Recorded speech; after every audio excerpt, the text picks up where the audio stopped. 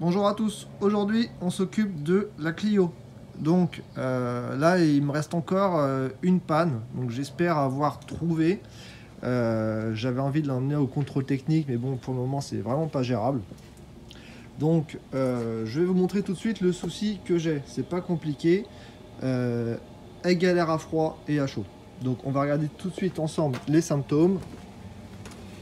Alors là, elle est froide. Je vais mettre le contact, elle va démarrer direct, et si j'accélère, il va y avoir des trous à l'accélération, d'accord? Donc elle démarre bien, il n'y a pas de souci. Là regardez, je vais accélérer, fini.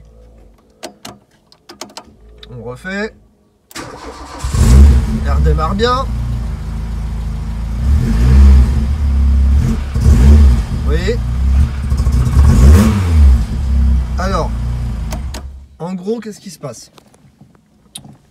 J'accélère à froid, elle va caler direct. Si je la laisse tourner pendant, par exemple, 5 minutes, 10 minutes, juste le temps qu'elle chauffe un petit peu, les trous, ils vont partir, il n'y aura plus de trous.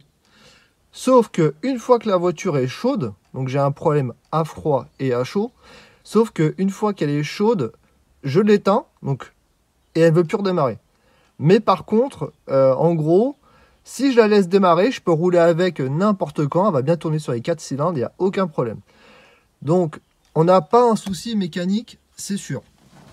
Maintenant, j'en ai parlé aussi à Julien de Jet Auto et on en a discuté. J'ai fait également des petites recherches et effectivement, je me suis dit, bon, bah, c'est forcément un capteur, une sonde, quelque chose comme ça. Alors, j'ai pris le multimètre, j'ai fait des recherches hors caméra, sinon c'est trop long. Sonde d'admission d'air qui est juste derrière là-bas, elle va bien. Donc, on vous mesurez, vous regardez les ohms et par rapport à la RTA, vous comparez et vous regardez les valeurs si elles sont bonnes ou pas. Le potentiomètre, donc c'est le petit boîtier rouge là, qui peut être effectivement aussi le cas. Il était franchement pas beau, mais j'ai testé les valeurs au ralenti, à l'accélération, etc. Les valeurs sont bonnes. Donc même si bon, les câblages ils sont dénudés, c'est dégueulasse. Mais bon, j'ai fait ça juste pour réparer, pour essayer de trouver l'autre panne. Mais les valeurs sont bonnes, donc c'est pas ça. Donc du coup, là, je me redirige par rapport à le capteur de température d'eau. Donc c'est lui qui va donner les infos, pas au manomètre, on s'en fout, enfin au compteur quoi. Mais c'est celui qui donne les infos au calculateur. Donc c'est la sonde de gestion. Et en gros, si vous voulez, j'ai mesuré au multimètre les valeurs. Alors vous prenez les valeurs à froid et à chaud. À froid, en gros, lorsque je regarde dans la RTA les valeurs qui sont données pour cette sonde, les valeurs correspondent à un moteur qui est en gros à 80-100 degrés, donc qui est chaud. Qu'est-ce que ça veut dire? Ça veut dire que lorsque je démarre ma voiture, la sonde, elle, envoie au calculateur l'info qu'elle est chaude. Donc là, j'ai résolu mon souci, normalement, du démarrage à froid. Parce que si la sonde dit au calculateur que le moteur est chaud, ici on a un 5e injecteur de démarrage à froid, donc qui va aider au démarrage à froid, qui va envoyer plus d'essence. Celui-là, il se déclenche pas vu que la sonde est HS. Donc ce qui peut expliquer que lorsque je démarre à froid la voiture, qu'elle ait des ratés comme ça. Donc ça, c'est une chose. Deuxième chose, lorsque la voiture est chaude et que elle ne veut plus redémarrer, donc si la sonde déjà, elle calcule que à froid, le moteur est à 100 degrés, imaginez-vous qu'une fois que le liquide est lui réellement à 80-90 degrés, qu'est-ce qu'il envoie au calculateur? Donc je pense, ou en tout cas j'espère que c'est ça. Donc du coup, aujourd'hui, changement du capteur de gestion de température d'eau. On réessaye à froid si ça va mieux, on essaye à chaud, et puis on va bien voir. Donc on a ici la nouvelle sonde donc de gestion de température, c'est la prise blanche. Hein. Un grand merci encore à Julien Jet Auto. Vous retrouvez toutes ses coordonnées en bas dans la description. Donc c'est quelqu'un qui vend de la pièce de Clio, de GT, de tout ce qui est voiture sportive de l'époque. Super sympa et de très bons conseils. Donc écoutez, maintenant ce que l'on va faire, je vais vous filmer. Alors le truc maintenant c'est que forcément il y a du liquide de refroidissement qui va couler là. Bon c'est pas grave, hein, juste le temps de dévisser, de revisser, on refera le niveau après. Et puis écoutez, après il n'y aura plus qu'à essayer. Hein. Donc pour démonter la sonde, du coup vous prenez simplement une petite douille de 21. Et puis on dévisse tout ça, on a la nouvelle qui est là.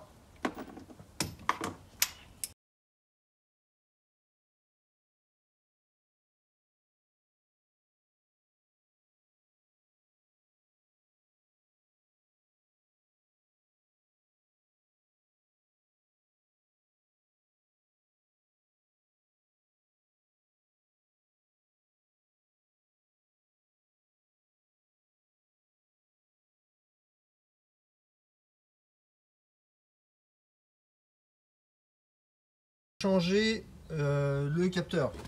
Donc maintenant on va voir ce que ça dit tout de suite.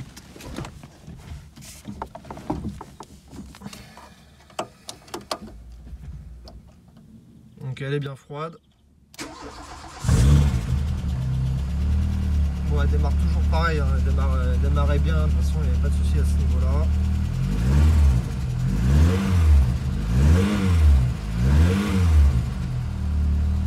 Bon, vous voyez, j'ai plus l'air d'avoir de... A priori, il n'y a plus de trou du tout là. Et même si j'accélère franchement maintenant, je pense qu'on est pas mal là. Donc ce que je vais faire maintenant, c'est je la laisse chauffer tranquillement. Je vais l'éteindre et je vous filme le redémarrage à chaud. On va voir si elle redémarre ou pas tout simplement.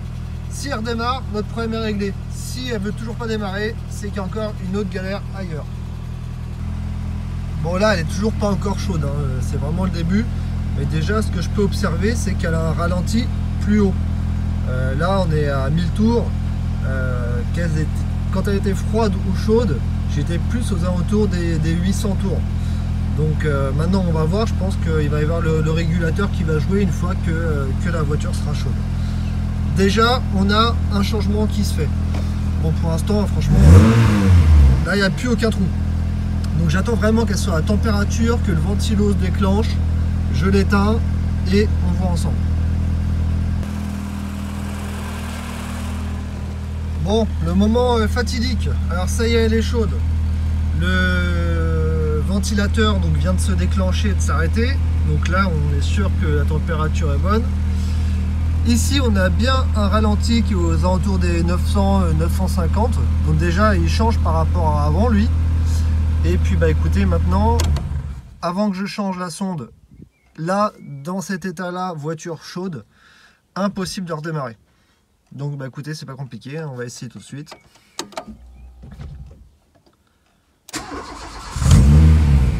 Et elle repart. Et là, j'ai plus aucun trou à l'accélération. Donc, ça veut bien dire que le problème, c'était bien le capteur en fait, qui envoyait les infos au calculo. Les trous de ralenti, donc je pense que c'était ça. C'est juste que en fait, le cinquième injecteur de démarrage à froid ne se déclenchait jamais, vu qu'en fait, quand j'ai eu la voiture, bah, la sonde était déjà HS. Donc bah, du coup, elle était trop pauvre en fait en essence simplement. Et là, elle est bien chaude, hein, ça se déclenche. Et maintenant, j'ai plus de soucis de redémarrage à chaud.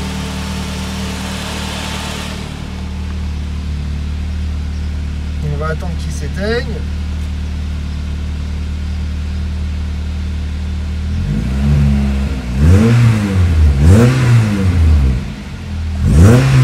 Et là, j'ai une accélération vraiment franche. Donc vous voyez comme quoi, juste un petit capteur à 10 balles, bah, ça fait vraiment toute la différence et ça vous foire vraiment la voiture. Alors c'est ça le problème qu'on peut rencontrer avec les voitures de ces années-là, c'est que mécaniquement tout va bien, vous allez chercher des pannes à droite à gauche, après ce qu'il faut c'est vraiment régler les problèmes que vous pensez avoir trouvés. C'est ce qu'on a fait. On a fait une révision, on a fait les bougies, on a fait l'allumage. Une fois que vous êtes sûr de votre mécanique, bon bah voilà, c'est que l'électronique en fait qui peut faire foirer les choses maintenant. Donc on va réessayer une dernière fois, mais je suis assez confiant.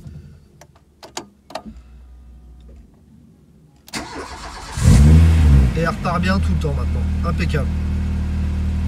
Donc on a réglé ce problème. On a donc rangé la Clio au chaud, il reste plus qu'à passer donc le contrôle technique. Donc je pense que maintenant elle est prête à le faire et tout fonctionne, elle est nickel. Donc on verra s'il y a des petites bricoles à refaire après le contrôle. Vous pouvez remarquer qu'il n'y a plus donc la R19. Je l'ai vendue parce que c'était un projet qui, bon, comme je l'avais dit au début, un peu un coup de tête, etc. Je n'étais pas spécialement à fond dessus. Et c'est surtout que j'ai trouvé une nouvelle voiture.